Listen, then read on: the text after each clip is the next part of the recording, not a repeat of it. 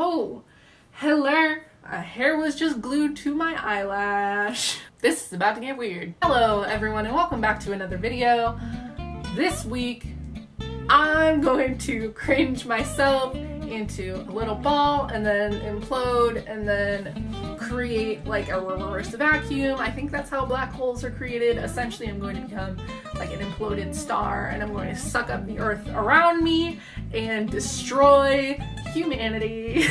I'm going to want to die by the end of this video. As you may have noticed, I have an edgy lipstick on because I am an edgelord. Or at least I thought I was in middle school. That's right, kiddos. We're gonna be looking at some of my emo poetry from middle school / like freshman year of high school. I want to kill myself. Something that you guys may or may not know is I have a 10-year-old sister. Now, something that I constantly tell her is that you should never ever create social media until you are at least like a junior in high school, because I guarantee you you're going to be doing some regrettable stuff from the ages of 11 to like 14 and 15. That's just going to be a cringy no-go zone. When you become my age, you're going to look back on that time and like induce amnesia because you don't want to remember anything you were doing and or said in that time period. Chances are you were either emo, scene, or you really wanted to be, but your mom would not let you dress like that. So in some ways, I have to thank my mother for not letting me do like the raccoon stripes to like the front of my hair and cut my hair essentially into like a glorified mullet. Thanks, Mom. Now there's no like physical picture evidence of me going through that phase, but in my heart, I really truly wanted to be like a scene kid. If you don't know what scene is, let me put a picture right here of the most like scene girl I can find. But yeah, so essentially that's what a scene kid is, and I thought that whole culture was so cool. So my way of being that internally was writing like emo poetry. So instead of a normal kid going through the emo scene phase and just getting a notebook and writing all of their awful poetry about how dark and depressing their life is, I decided to put mine on the internet. And unfortunately, it still exists to this day. I remembered this the other day, and I don't remember why I remembered it, but I had this sudden wash of fear over myself, and the thought came to me, that's probably still on the internet somewhere. And if you haven't already guessed what website that may be, it's a little website known as DeviantArt. Yes, the website that is known for like bad Sonic porn. That's where I hung out. Oh, I just opened up the website and I got a wash of nostalgia. So basically what I posted on this website was bad poetry and like drawings of anime characters. It was so bad. Oh snap, I have like a about me section on here. No. I hate everything about this. I think it's funny because I was almost like a mix of like trying to be this like emo scene kid, anime nerd, and also like a hipster kind of. Those are good games though. Portal 2, Elder Scrolls. Minecraft, are you for real? I write bad poetry and not very often. I play guitar and I love music. Llamas and deviant watches make me happy. F***ing kill yourself. So just at a glance, some of the titles are I was built by corrosion and maggots on my brain. Okay, just so you know, this little like mature content thing over here is, I did not upload like porn or anything. It was just a poem. I specifically remember this one. Is a poem where I wrote about like saying like you, Mother Nature, like why do I have to get a period? I hate everything. No! Oh my god! God, stop. Ugh, all these little animals. Okay, the thing is, I don't know if I want to read half of these because they're about certain people. And I feel like if those people saw this, they'd know. Which one should we read first? Let's go to Maggots on My Brain. That sounds promising. Thinking of you is maggots on my brain. They eat the things that are important, then all I can feel is pain. I'm sorry. I waited too damn long. Now my heartbeat is a flat line. In the inside I'm dying, but on the outside I'm okay. I'm completely fine. The quiet girl in my own quiet world. No reason to worry, no reason to cry.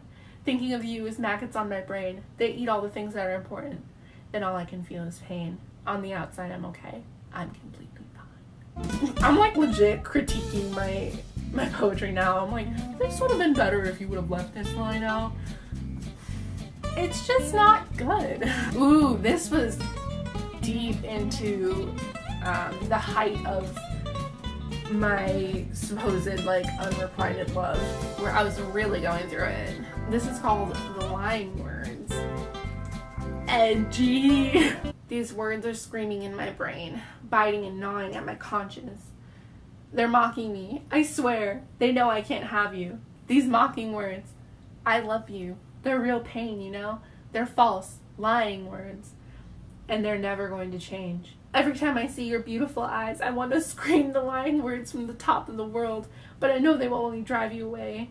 These lying words, erase them for me. Never let my mind repeat them again. I want to preface this with, I was very self-conscious about myself at the time. I thought I was like very dull and boring and like uninteresting and stuff, and it's because I was. Alright, so this one's called Sober. I am the loner in a pulsing, swaying crowd. I am the quiet in the chaotic loud. I am the cold rock in the middle of the ocean. I am the still in the movement of motion. I am the acceptance in the desperate fit of dying. I am the surrendered in the never-ending trying. I am the clear-headed in the teenager's dazed. I am the only one whose eyes aren't glazed. I am the insecurity and the massive confidence. I am the dull and the flaming brilliance. Girl, get over yourself. You really, I really wish I could go back to who I was at that time as like a 13, 14-year-old and be like, you don't understand. You have it pretty damn good. I hate everything. Okay, let's go with I Was Built by Corrosion. That sounds good. Okay, I'm not gonna read this one. So that last one I decided not to read because it was about when that first boy I ever dated broke up with me. Then I started liking this other boy, and then that first boy got real jealous and started being an asshole. And so I wrote about that, and that first boy had a DeviantArt and left a comment on it that was very long and very sad. It was just too real. Like I had to back out of that real quick. I am deleting this account. Like, don't try to find it. If I upload this video, it is deleted. It is gone. The thing is, I don't want to read half of these because they're about people in particular who may or may not see this. Those were not good, but at the same time, I don't think I can read half of those. So I'm gonna take you one DeviantArt and raise you one better. Oh boy, oh boy. So in high school, I was in a creative writing class that I loved very, very much. And I had a really cool teacher that I really looked up to. And the whole experience was really great, except for the fact that I have physical evidence of what I wrote in that class. That's right, we published a book. This was the first book that we did called No Food or Drink. I don't remember why we called it that. And the class had a new name every year. So this was the Class X Anthology, because we were so edgy. I was in junior year when this book came out, and then I was also in the class senior year. So I'm in two of these books. I was in neither of the picture both years I was sick or something. I don't remember. Ooh, I opened up right to my page. So I have several poems that I thought were very #deep. What? Okay, I don't remember writing half of this, which is weird because that was from like 7 years ago. This was like 4 or 5 years ago.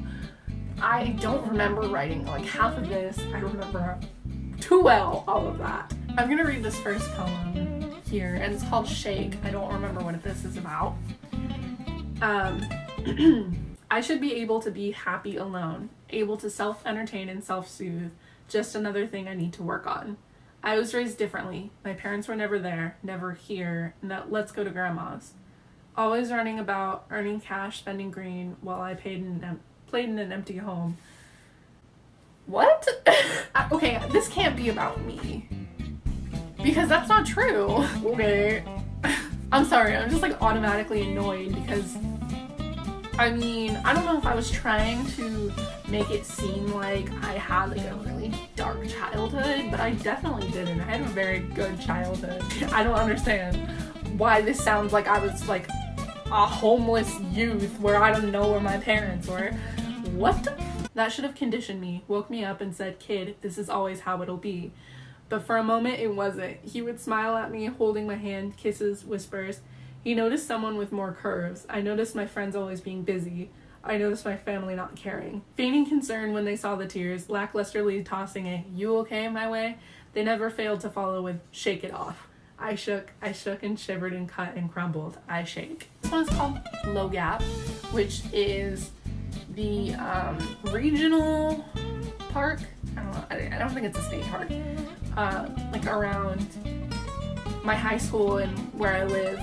So basically my creative writing class would go to this park, and our teacher would tell us to like kind of spread out and just be quiet and write something, which was cool, but I was so like, the world is so hard that all of my poems would be super depressing. Like this one that I published for literally anyone to find forever. Everything is dead, dried up and brown. Feelings of hopelessness and despair swell up in my stomach, poking at the back of my throat. There is no lush grass, only dry brush and hard ground, beckoning for drink. There is no lush grass, only dry brush and hard ground, beckoning for drink, but instead welcoming cigarette butts and bottle caps. Blackbirds skip and hop along the ground, searching for nourishment, instead receiving solitude. And I wrote solitude all in caps right there because solitude. One colorful jacket hangs lonely on a tree branch, the only speck of color in miles of barren land, and it is forgotten, left for dead in the wasteland. Soon the consuming sun will violently beat the color out of it and leave it brown and gray like the surrounding nothingness. I remember some of our assignments were to write haikus, and I always thought they were really annoying and dumb, so I always did like ones where I thought I was being funny and I wasn't. This haiku was called Nope. My mother asks me, you going to the school dance? I respond, Mom, please. It is haiku, but I was trying to also show my disdain for anything that is participating in school functions because I was too cool for that. I did go to prom though. I don't know why I was trying to act like I was better than everyone, because this was also when I was kind of fading out of the scene emo phase and into more of the hipster trying to be phase. So I was like, I'm not gonna conform to like school dances. Like, what do you mean? I still want it. Oh my gosh. This one's called Death. One day, all too soon, I will not know consciousness. I, non-existence. Wow, you're so edgy. Wow. So I'm about to go delete my DeviantArt account. I'm really surprised I remembered the login for it in the first place. This video ever sees the light of day, it is already gone. Do not go looking for this. So if you want me to go back and explore more of that god-awful time, comment down below and maybe I will pretty soon. Anyways, if you like this video, leave a like. If you really like this video, go ahead and subscribe. and turn on notifications because I upload every Saturday and you wouldn't want to miss that.